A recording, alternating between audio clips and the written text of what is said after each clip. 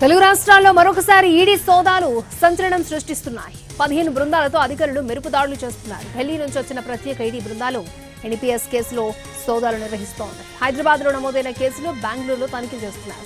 హైదరాబాద్ లో 7 చోట్ల, బెంగళూరులో 2 చోట్ల దాడులు చేస్తోంది. కోట్ల రూపాయల డ్రగ్స్ అమ్మకం కేసులో సోదాలు నిర్వహిస్తోంది. ఇప్పటికే హైదరాబాద్ పోలీసులు నిందితులను అరెస్ట్ చేశారు. ఆ లింకులతోనే బెంగళూరులో ఈడీ దాడులు చేస్తోంది.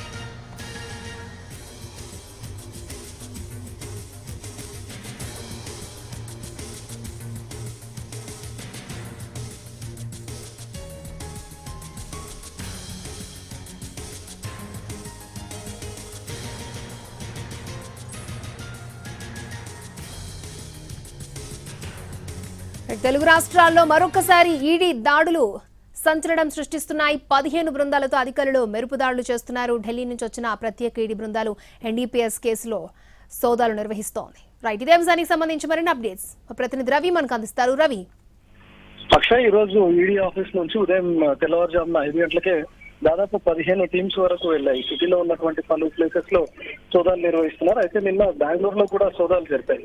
ప్రస్తుతం హైదరాబాద్ కి వచ్చినటువంటి ఈడీ టీమ్స్ కూడా బెంగళూరు, ఢిల్లీ నుంచి వచ్చినట్లుగా తెలుస్తుంది. అయితే నిన్న బెంగళూరులో జరిపినటువంటి కేసులో హైదరాబాద్ లో నమోదైనటువంటి ఒక డ్రగ్స్ కేసులో భాగంగానే చైన్ లింక్ లాగడంతో బెంగళూరులో మూలాలు దొరికాయి.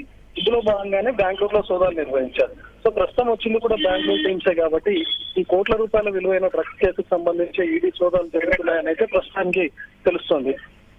ఇప్పటికే ఈ డ్రగ్స్ కేసుకు సంబంధించి కొంతమంది కీలక నిందితులు, డ్రగ్ పెడ్లర్లను హైదరాబాద్ పోలీసులు అదుపులోకి తీసుకున్నారు. దానిపైన ఈడీ కేసు కూడా నమోదైంది.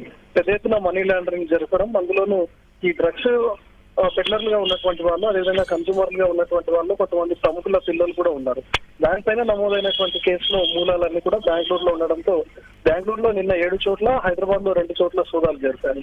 ఎట్ ద సేమ్ టైం నిన్న సోదాలు జరగగానే ఇమీడియట్ గా రాత్రి బెంగళూరు నుంచి టీమ్స్ రావడం, ఈ రోజు తెల్లవారుజామున ఏకంగా 15 టీమ్స్ విడివిడి ప్లేసెస్ గా విడిపోయి సోదాలు జరుపుతా ఉండడంతో